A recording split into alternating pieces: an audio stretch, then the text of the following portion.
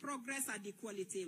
Some of these social norms, such as female genital mutilation, FGM, are still prevalent in some parts of Embu County. As you may be aware, Your Excellency, the FGM practice causes immediate and long-term negative effects, among others, health complications, school dropouts, child pregnancy, and early marriages. With full realization that this impacts our women and girls' future economic empowerment, as a county women representative, we have established a program of restoring hope in these women. Your Excellency, education is vital investment in their future and crucial for the overall progress and empowerment of women in society. Through our Restored Hope program, Your Excellency, we have successfully reintegrated girls and girls who dropped out due to pregnancy back into school. We remain grateful for the national guidelines for school re-entry in basic education, and we appeal for support to facilitate more girls to return to school. Additionally, Your Excellency, studies have shown that girls from poor families miss 20% of school days in a year due to lack of sanitary towels. Data from the Ministry of Education indicates that a girl that is absent from school for 4 days in 20 days loses 13 learning lessons, equivalent to 2 weeks of learning in every term, which affects their performance. To ensure our girls concentrate in their education, we provide sanitary towels to ensure that no girl misses school due to lack of this important supply. Your Excellency, gender-based violence, GBV, a modern-day pervasive violation of human rights, remains a significant obstacle to women's empowerment globally.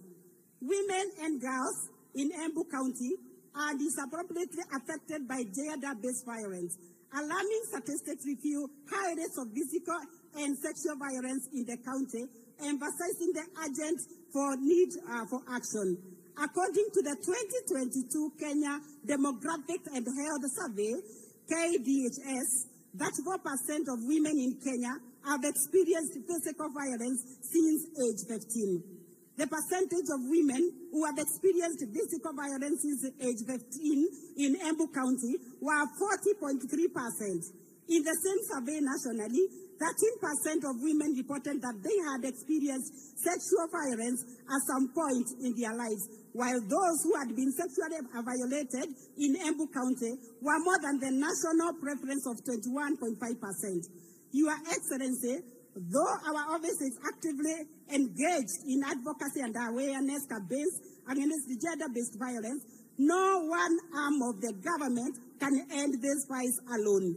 We all need to pull together to prevent and end gender-based violence.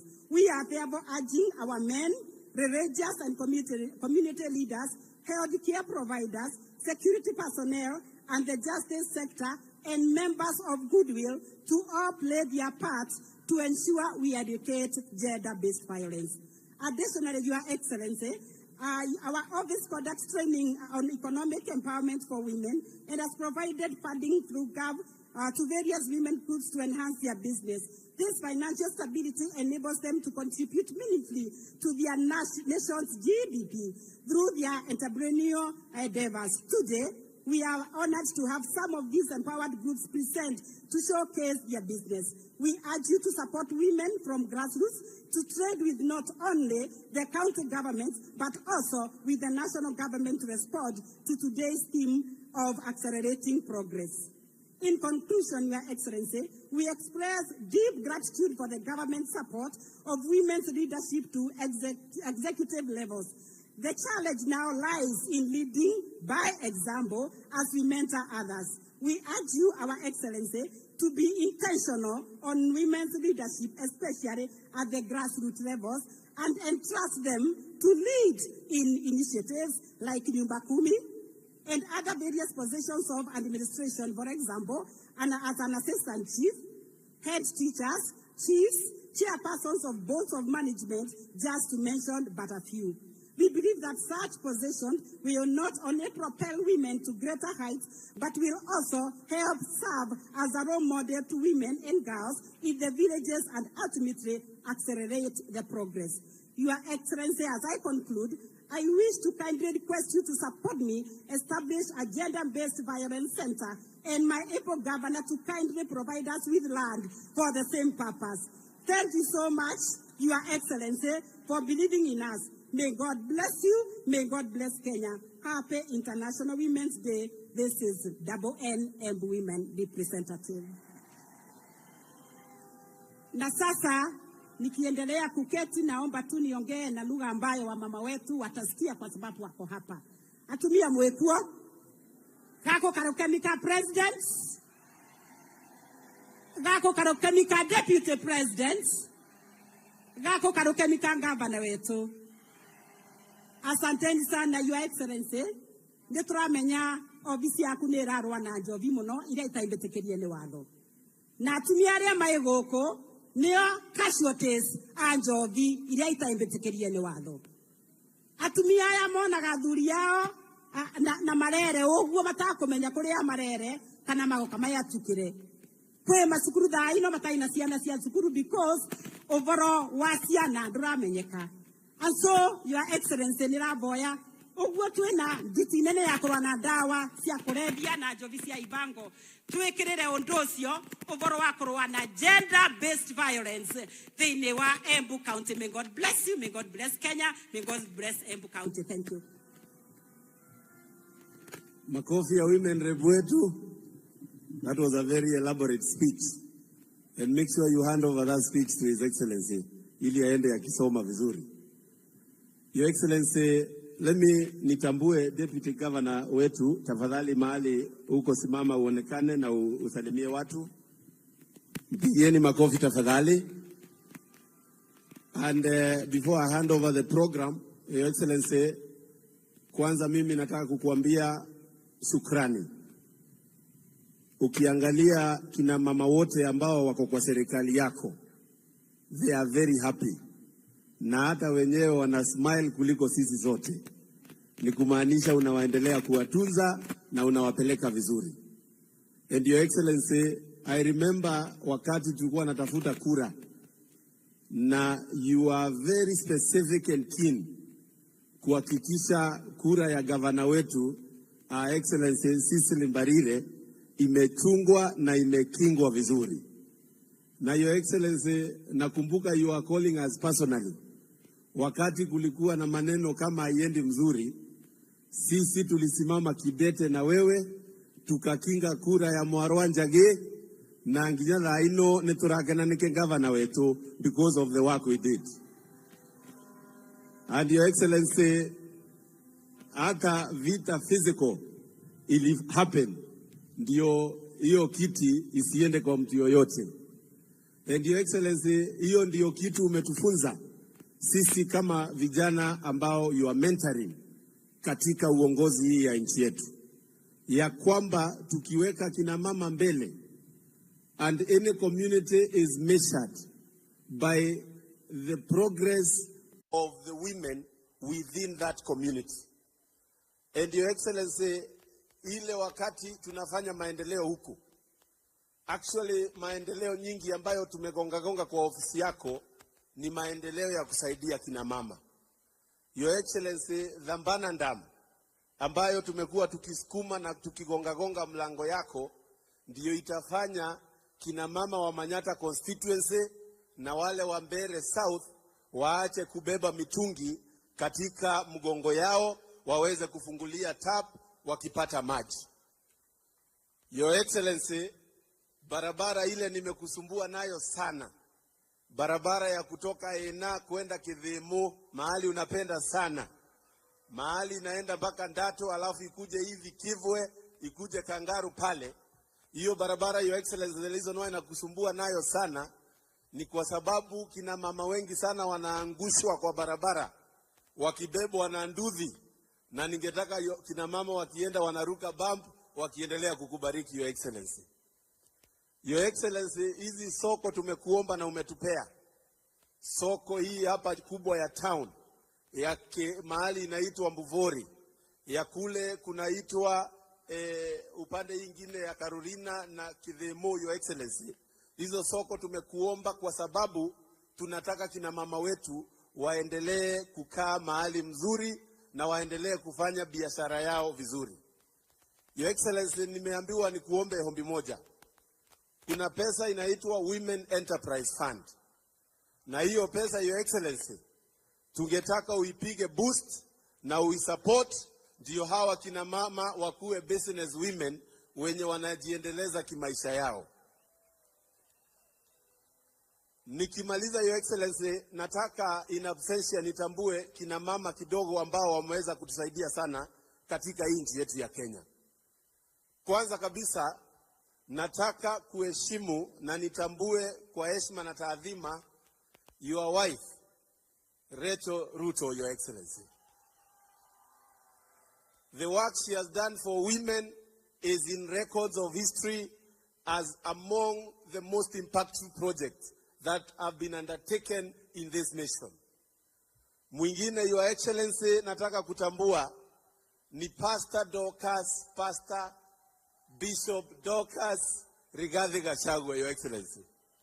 Huyo mama alikuwa hapa tuko, akashikilia vijana wetu ambao saa hii I want to report wengine wako rehab karibu 300 hapa kwetu Manyata kwa maneno ya shida ya pombe. Na Your Excellency, I want to say that it is very noble that duty Dr. Dorcas has taken. Kwa sababu, Your Excellency, hapa tulikuwa na kina mama wengi sana wameadhiliwa na pombe. Na saa hizi I visited the rehab ile iko pale Mutunduri, nikapata wanatibiwa na nikashukuru Mungu. Nikasema pahali yupo abarikiwe. Ama nyinyi mnasemaje? Wa mwisho, Your Excellency, nataka kutambua is your daughter, Charlene Ruto. We have hosted her a number of times here, akifanya kazi ya kushikilia vijana wetu. Na anafanya hiyo kazi not through a budget, not through nothing, but from the devotion of the heart. Pahali yupo, nataka tumshukuru pia kwa sababu ya kushikilia na kujitoa ndio aweze kushikilia nchi yetu ya Kenya. Your Excellency, nikimaliza, najua umetuamrisha kama wabunge, we solve once and for all the 2/3 gender dilemma ile hii nchi yetu iko nayo. Na umekuja na formula ambayo tumeona inafanya, and I want to declare from Embu in Manyata constituency, mimi nitakuwa champion mkubwa wa hiyo maneno yako ya kumalizana na 2/3 gender rule iweze kukua sawa sawa na constitution yetu ianze kufanya kazi. Your Excellency, asante sana, Mungu akubariki. Mimi nitaendelea kukaribisha ukuje huku kwetu tena na tena, na kwa sababu wewe ni mtu ya form ni kujituma, uendelee kubarikiwa. Asante sana, Mungu awabariki. Thank you.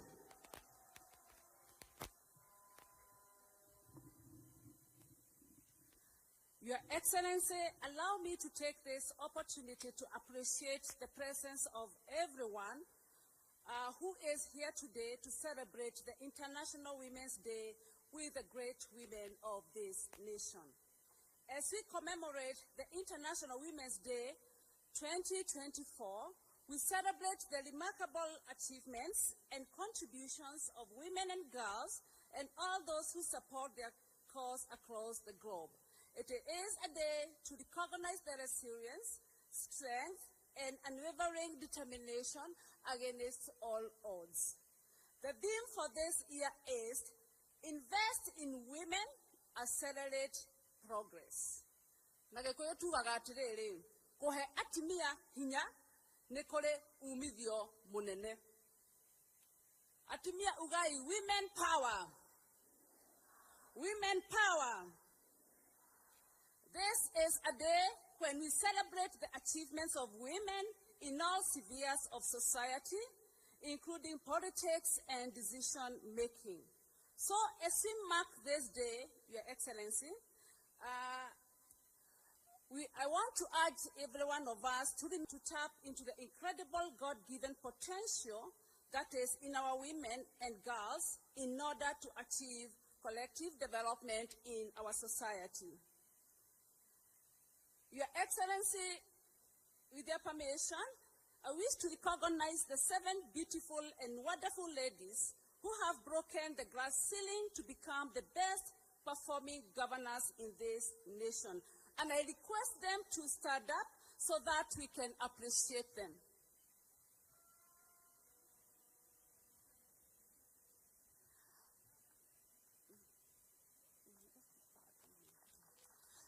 Atimia netugerei governors aito gemi inya cia kairetu. 1, 2, 3. Thank you very much. Asanteni sana. Let me also appreciate our development partners who have continued to support the cause of women and girls in this country over the years. But I also want to give special recognition to our greatest champion of the women agenda, who is none other than His Excellency the President of this great nation. Gemi idano siaka mwana atimia twekuo aya twabererie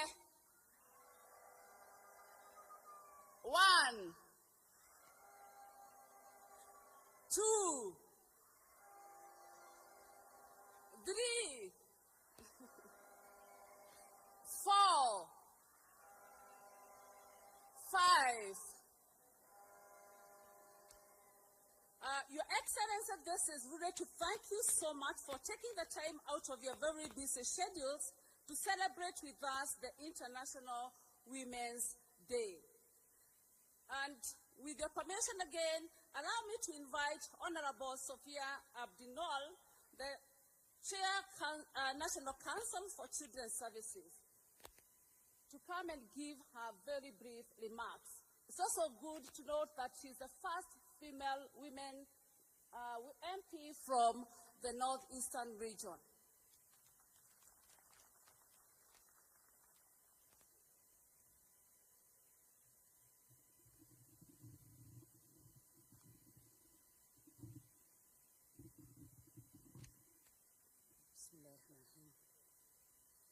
Your Excellency, the President of the Republic of Kenya, Honorable Dr.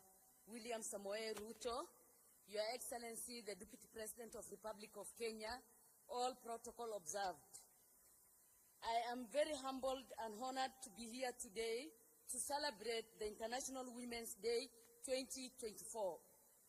This is indeed a special day to recognize the achievement and the contribution of women in our society and to reaffirm our commitment to gender equity and women empowerment. We recognize our G7 women.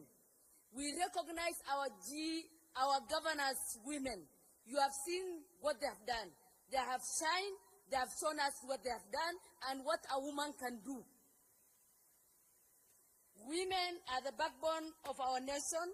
They deserve respect, recognition, and support. They are making difference in every sector, Your Excellency.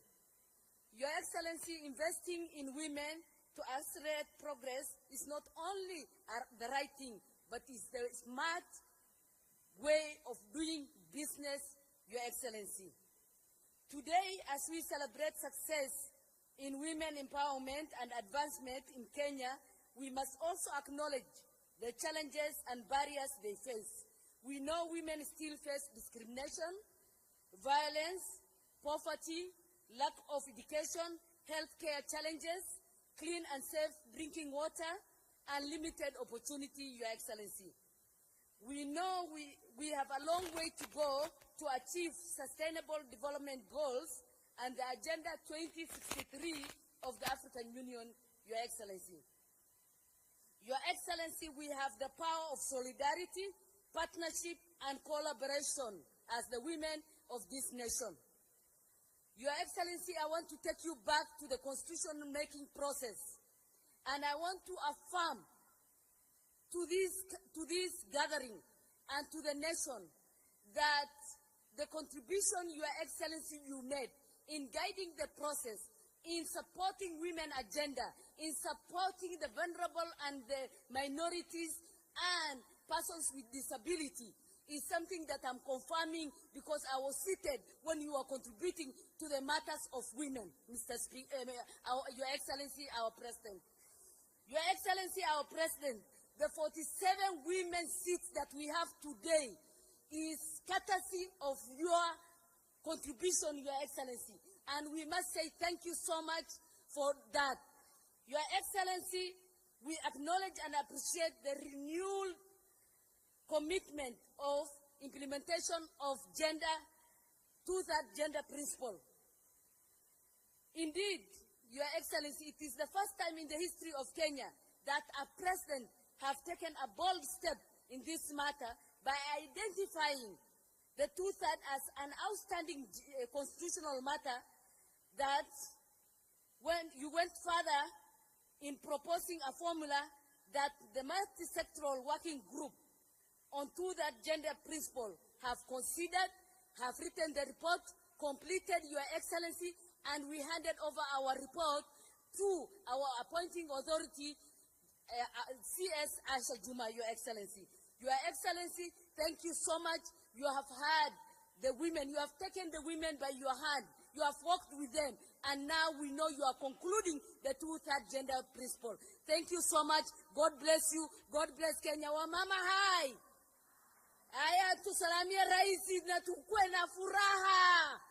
Asanteni sana.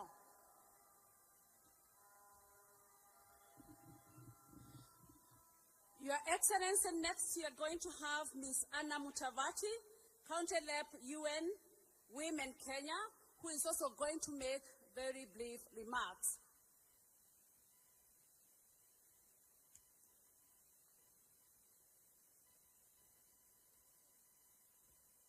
Let us clap for her as she approaches the podium, please.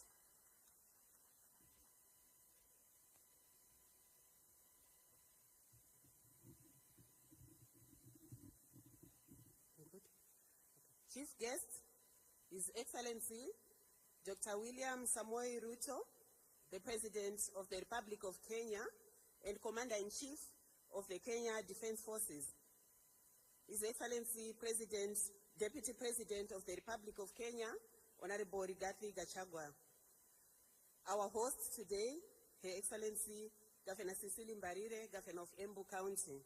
Distinguished guests, all protocols observed. Good morning and happy International Women's Day. I bring greetings from the UN family, United Nations family in Kenya. I also bring apologies from our UN resident coordinator, who unfortunately could not make it to join us today. My name, as introduced, is Anna Mutavati. I'm the country representative of UN Women to Kenya. I'm joined here by members of the United Nations family in Kenya. And we are also honored to be hosting the Deputy Executive Director of the United Nations Population Fund, who is visiting Kenya from New York. Let me begin by thanking you, Your Excellency, for your presence today as we commemorate this year's International Women's Day. Your participation is proof of your personal commitment and your dedication, and the dedication of your government to honor women while advancing gender equality. Distinguished guests and excellencies today we are joining the rest of the world in commemorating the International Women's Day under the theme, Invest in Women, Accelerate Progress. We celebrate the progress that we have made globally and in Kenya in terms of advancing the rights of women, but also reflecting and gearing up for the persistent and emerging challenges that confront us today. Allow me, Excellency, Mr. President, sir, to share a few data points to demonstrate the theme for this year. According to the report on the Sustainable Development Goals, there is no country in the world that is on track to achieving gender equality by 2030. Globally, 1 in every 10 women is living in extreme poverty. More than 1 in every 4 women lacks access to safe drinking water. Only 17% of inventors and innovators in international patents in 2022 were women, compared to 83% men. Closer home, in Kenya, evidence shows that on average, women spend approximately 5 hours per day doing unpaid work, which is about 5 times more than men do. We all know that this keeps women from engaging in economic activity and advancing themselves and their families. Additionally, female-headed households are poorer than male-headed households in Kenya. So female-headed household poverty stands at 38.8% compared to 32.7% for male-headed households. Rural female-headed households have the highest poverty rate at 42.5%. Your Excellency, Mr. President, since today is about celebration, I would like to celebrate Kenya on the impressive progress that the government has made to date. In 2022, in the general elections, we saw a record number of women who were elected to positions of governor. Kenyans in 7 counties entrusted 7 women governors with leadership to deliver on the promise of devolution. Congratulations, Kenya. Indeed, yesterday you joined us and the 7 women governors and all the well-wishers as the governors launched their strategy to deliver this promise on devolution and to grow the number of women governors from the current 7 to 24. Secondly, we celebrate your personal commitment, His Excellency, by driving the not more than 2/3 gender rule to its finality. This will be historical, Your Excellency, and a legacy for women and girls. Thirdly, we celebrate Kenya's efforts towards the adoption of the policy on care work, joining Ivory Coast, the only other country that has this policy on the African continent. Fourthly, we commend your government's leadership on generation equality, aimed at ending all forms of violence against women. And even as we celebrate, we are also aware of the rising cases of femicide that have continued to dog this country. As I end, Excellency, let me make a few recommendations. 1, the need to invest in education and skill development programs that empower girls and women to study science, technology, engineering, and mathematics. Secondly, to expedite the passing of and adoption of the care policy, which will free up women and increase the investments that will reduce the burden of unpaid care work on women. Thirdly, Excellency, is to call for increased resources towards your commitments on gender-based violence, including the rising issues of teenage pregnancy. And lastly, let us also give the best present ever to the people of Kenya by finally adopting that law that has been elusive on the 2/3 gender rule. As the UN in Kenya, we commit to work step by step with you and your government during this very tremendous journey towards gender equality. I thank you.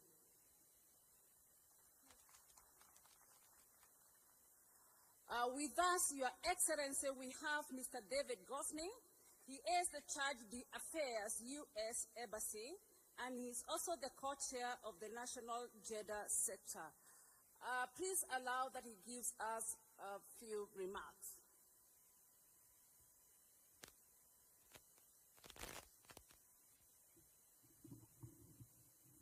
Great. Thank you so much.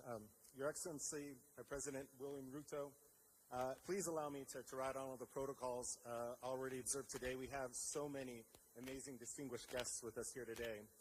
But it's extremely important. I want to recognize the tireless advocates for gender equality. And to all of Kenya's women and girls, good morning to you all. I'm really honored to be here with you today as we celebrate the remarkable achievements of women across Kenya. But importantly, to reaffirm the commitment of all the development partners to partnering with you all to create a Kenya where every woman and girl has the opportunity to reach their full potential. Today, I'm wearing many hats today. First, I'm serving as the Chief of Mission for the United States Embassy in the absence of our Ambassador Meg Whitman, who sends you all her greetings and regards. Normally, I serve as the Mission Director for USAID here in Kenya. But today, most importantly, I think, I serve as the co-chair for the Gender Working Group, along with the amazing CS of the Gender Honorable CS Jumwa. during my time here, have had the privilege to work with her and witness firsthand what happens when we invest in power in women. Over my 20-year career, I've served in many, many countries around the world. I've seen many women in women's programs, and I can tell you with assurance what I think you already know. The Kenyan women are indeed a powerful force in many regards. They're community organizers in rural villages, entrepreneurs, leading the tech sector, and helping to shape Kenyan society in so many regards. It is truly an exciting time to be here and invest in women. And I hope everybody has a time to visit the booths and see some of the incredible stories that are there. The United States government and development partners have been partnering with Kenya for over 60 years on the principle of a foundation of people, pamoja, and progress. And nowhere is that partnership more important than supporting Kenyan women and girls. You see, we know when we invest in women, it has a ripple effect. It goes well beyond the individual women. Here in Embu County, we have the perfect example with Governor Sicily, along with the G7 governors. And please give them another round of applause. I had the privilege to witness the launch of the G7 strategy and partner with many of them on some important work. But the same goes for every woman and girl. As I said, I'm an economist by background, and I've been working in development now for well over 20 years. And we work very hard to figure out what works. What are the most impactful ways we can foster development in a country? And it's hard. It's very hard to find something that consistently works over and over again. But there's one thing that stands out. There's one consistency. There's one thing that we know, that investing in women works. When you invest in women, you not just invest in that individual. We know what happens when a woman has income. What do? They invest in their family. They invest in education. They invest in food. But it goes well beyond their family. They invest in businesses, farming, small businesses, large businesses, entrepreneurs. They become community leaders, and they become governors of counties. That's why we're committed to continuing that investment as we go forward. But we know challenges exist. For example, we know that here in Kenya, unfortunately, I just found this out yesterday. I actually didn't know this. That Kenya has actually the second highest child pregnancy rate in the world. And we know that has some impacts that are very significant. First, we know that if a girl finishes education, they're 50% less likely to engage in child education. But it goes beyond that. If a child and a woman just has 1 year of education, statistics show that they earn 25% more income. They become members, active members of the economy going forward. That's why it's so important to invest in women, in their education and in their job creation. And yet here in Kenya, there's still 1.5 million women that are unemployed and underemployed. If you do the mathematics on that, that's 270 billion Kenyan shillings a year that could be in the Kenyan economy, driving economic growth, driving prosperity for so many families going forward. And that's why it's also important to invest in women leadership who can lead well beyond economic growth. Our shared values are why donors are continue to foster programs, partner with the Kenyan government, partner with financial institutions, provide mentoring opportunities. For example, we've partnered with over 60,000 women and girls for 10 to 19 years across the country with mentors, and that's generating some truly amazing results. I want to give one example, and then I'll conclude. Just recently, the first ever award for the world's best nurse was given out. And you know who won that? A Kenyan. A Kenyan nurse won that. And you know what that person is doing right now? They're working in Marsabit to address the Rift Valley fever there. They're going back to their communities and fostering real development in there. That's why we're going to continue to work together with you all. We'll continue to work together with the government to foster new policies, new innovations, development programs, hand in hand with you all, and support you all to be the leaders, the entrepreneurs, the champions in the future, who knows governors, and who knows beyond. Thank you very much.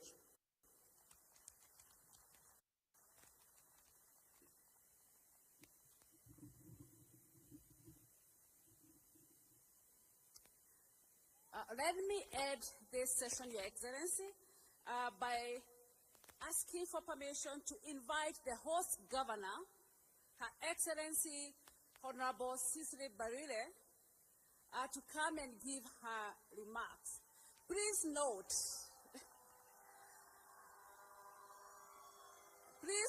that she is the chair of the ruling party UDA. Governor Toyo, Modakavo, Bagai ni Moega. Karibu sana. Asante sana, asante sana. Your Excellency, the President of the Republic of Kenya, Dr. William Samoei Ruto, Your Excellency, the Deputy President of the Republic of Kenya, Honorable Rigathi Gachagua, our CS for Gender, Honorable Aisha Jumwa, all other CSs here present, my colleagues, the governors from the 7 female-led counties,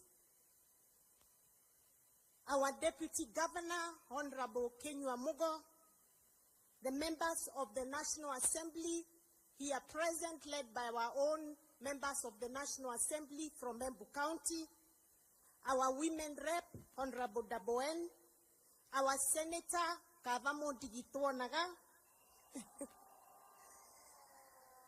our members of the County Assembly led by the Speaker of the County Assembly, our PSS, our development partners, all leaders here present from different sectors, na wakina mama wa Embu County, hamjambo, moyaro atumia, monia inanjara, God is good.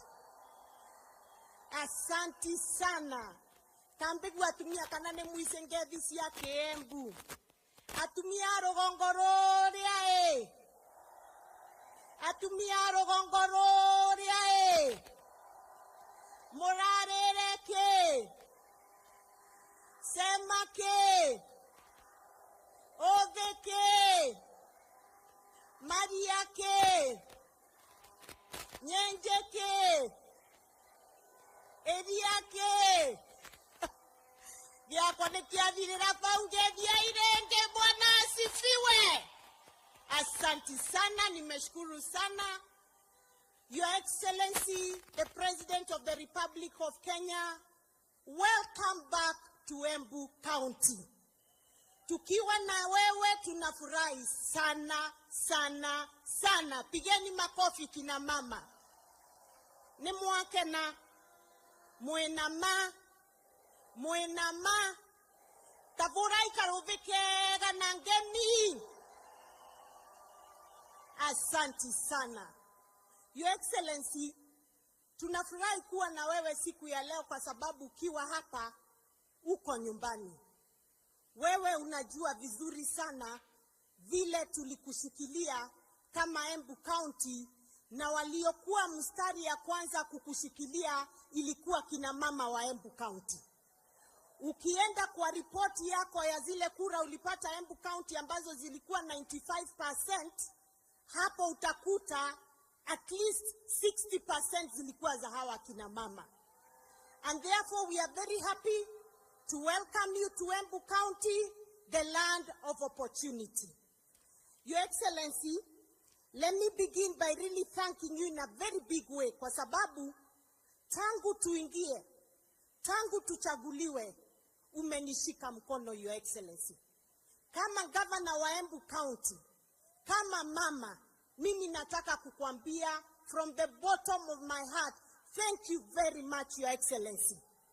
Umenishikilia Your Excellency na ukakubali hata kuleta madaraka last year ikakuja hapa Embu County. Na kutoka hapo milango ikafunguka. Tukaketi na wewe na ukakubali kutujengea stadium hii ambao tuko siku ya leo. Mungu akubariki Your Excellency. Ukakubali kutujengea soko ya Embu ambayo ilikuwa imekwama kidogo, Nilikuja kukuona wiki mbili iliyopita. I want to report to you, ulikuamusha hiyo soko and it was advertised 2-3 days ago katika gazeti ndio tuanze tendering process. Pigeni makofi. Your Excellency, out of your hard work, Your Excellency, we are also seeing roads going on in Embu County. Unatujengea mabarabara ambazo zilikuwa zimekwama na tunakuomba zimalizike, na zile zingine ambazo tumekupatia kama viongozi wa Embu kwa sababu tumeketi na wewe na tukakupatia list ya barabara zetu zote. Tafadhali Your Excellency, na kuomba nikinyenyekea zaidi, katika Jubilee government hatutukupata barabara za kutosha kama Embu County. We only got 70 kilometers of road as Embu County for the 10 years. Tunakuomba hii road, hii serikali ya Kenya Kwanza, hii serikali ya mahasla, hii serikali wewe umesimamia, hii serikali ambayo ruling party ni UDA na chairman ni mimi, tafadhali unitoe tu aibu, nipatie 300 kilometers of road and we'll be very happy, Your Excellency. Kanategua ndo akwa. Asante sana. Your Excellency, ulituambia utatusaidia na Njokere Stadium ambayo itakuwa state of the art sports center. Bado nataka kukukumbusha, bado tunangoja hiyo stadium ndio tukue hata sisi hiyo Africa Cup of Nations, hata hiyo tunataka ikuje hapa Embu County. Your Excellency, I want to thank you, na Mheshimiwa Mukonji amesema hapa, kwa zile soko ambazo umekubali kutuletea under the ESP. Your Excellency, I want to report to you, katika hizo markets ambayo moja ni hiyo ya Mbuvore, Kangaru, Kanywambor, Ishiara, Karurumo, Ogwere na Makutano kule Mwea. Bili tayari ziko advertised na zimepatianwa tender. On Monday, mimi na Mheshimiwa Mukonji MP Manyata tutakuwa tunafanya ground breaking ya hiyo soko kule Mbuvore saa 10 on Monday. Pia Your Excellency, on Tuesday tutakuwa kule Runyenjes, Karurumo, tukifanya ground breaking ya hiyo soko ya Karurumo na Mheshimiwa Karemba. Mimi nataka kukushukuru na nikuambie tunataka hiyo kazi ianze na hizo soko zingine 5 pia ianze ndio ukuje ufungue kama zimeisha. And I want to thank you because you have given the women of Kenya dignity. Mama mboga umemkumbuka na unamjengea soko ya maana ambapo hata kuna nasari ya kuweka mtoto wakati yako kazi. Unasema utaki mama ashindwe na kufanya kazi yake ya soko kwa sababu ako na mtoto mdogo. Thank you because tutakuwa na nasari hapo. Sisi wenyewe county tutaweka mwalimu hapo. Tutahakikisha there is a caretaker, angalie mtoto, mama auze mboga, apate pesa ya kupelekea familia yake. Asante very much, Your Excellency. Your Excellency, I want to thank you for another very good program, that of community health promoters. Your Excellency, Embu County tuko na 1,563 community health promoters ambao wamekuwa trained and they are doing a beautiful job. Asante kwa sababu umekubali tulipe nusu county, nusu national government, and we are sure with that we'll be able to provide proper health care for our people. Your Excellency, tumeshaanza ile county aggregation and industrial park kule Mashanga. Na tunajenga hiyo ndio tuangalie value addition ya chakula zetu ama our cash crops katika Embu County. Your Excellency, will be focusing on macadamia, avocado, coffee, tea, cotton, dengu, and the leather value chain, Your Excellency, ambazo tumekubaliane, and honey, Your Excellency. Your Excellency, tukombali, we are at about 30% in terms of building of the type, and we are asking that when you come back to Embu, tutakupeleka huko uone ile kazi tunafanya, And we have already started engaging the national government to prepare for private investors. And I'm happy to report to you, we have some investors willing to invest in macadamia. We have some investors willing to invest in the coffee value chain. And we are requesting you to kindly continue supporting us. Your Excellency, kwa sababu leo ni siku ya kina mama, allow me nitumie hii nafasi to celebrate the rural Kenyan woman. Mama wa mashinani katika county. Kina mama hai.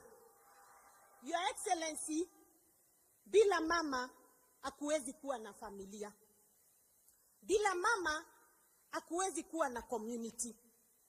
Allow me nikwambie ile kazi yao wa mama wanafanya hapa Embu County. And I believe the same is the case across all the counties. Hapa mama wa Embu anaamuka saa 11 ya asubuhi. Kanate guo. Wanaamuka saa 11 asubuhi. Akiamuka, kitu ya kwanza anafanya ni kuchemusha maji ya watoto waoge wakienda shule.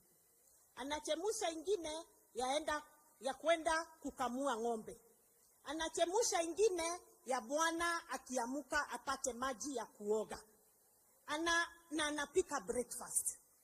Anaenda anakamua ng'ombe, anarudi, anaweka githeri kwa jiko, ndio kukue na lunch ya hiyo siku.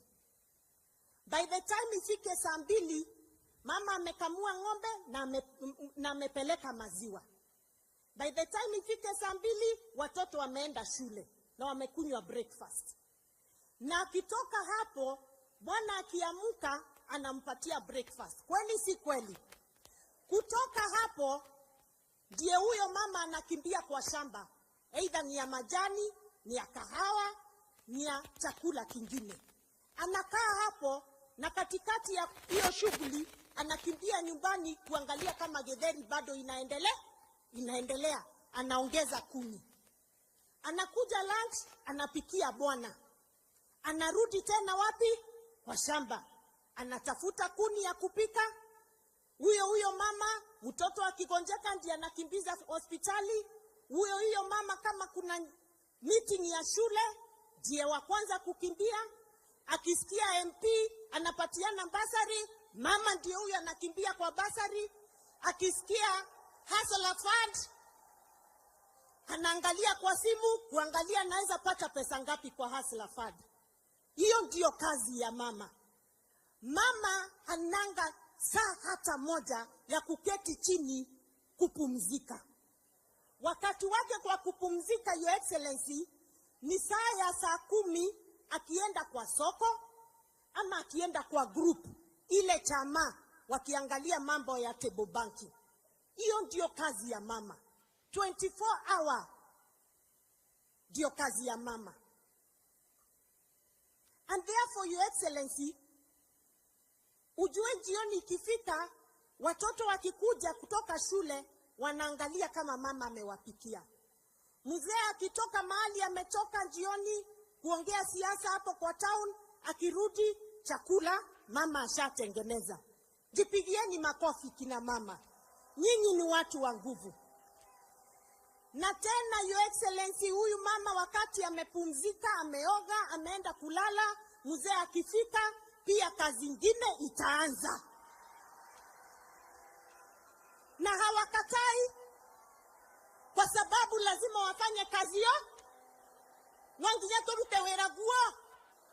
Wanawago siara no andwe. Hata kuzaa lazima tuzae.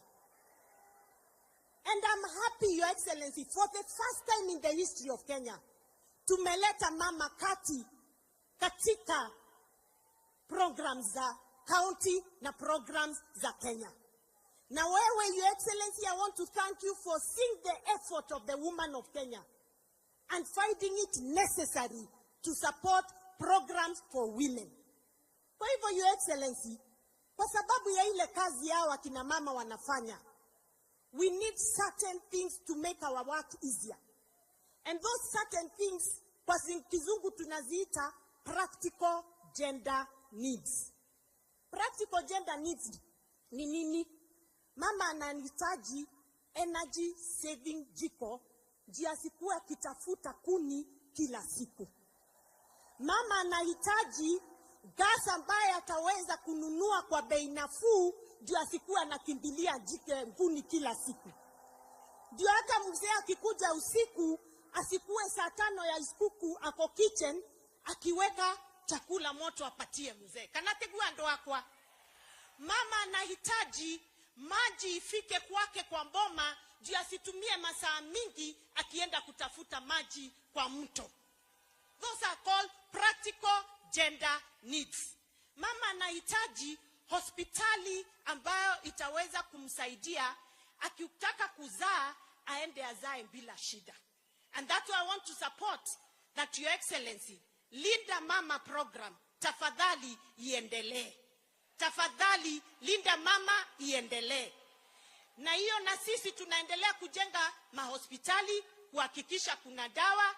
Ndio hao wa mama, sisi tuko tayari hata kukuzaa, tuite mtoto mmoja hapa Embu County, William Samoei Ruto, ukuje ujisalimie. Finally, Your Excellency, these women, hao wa mama ambao ni wa mama wa nguvu, wanahitaji chapa. Pesa mfukoni. Pesa nini? Pesa nini? Pesa mfukoni.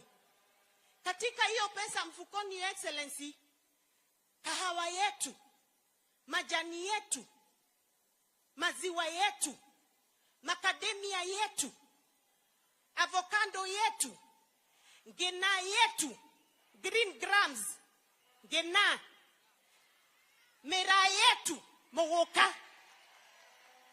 Tunahitaji pesa mzuri kuliko ile tunalipwa. I want to thank you because ulituma your deputy president Rigiji afuatilie hiyo mambo ya kahawa, ya majani, ya maziwa. Na tumeona amejikakamua kabisa. Na tukapata cherry advance fund ndio tuweze kulipa wakulima waweze kupata pesa.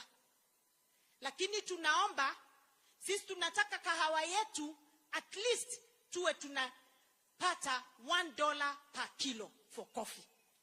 We want a minimum of 55 shillings per kilo for our milk. We want a minimum of 100 shillings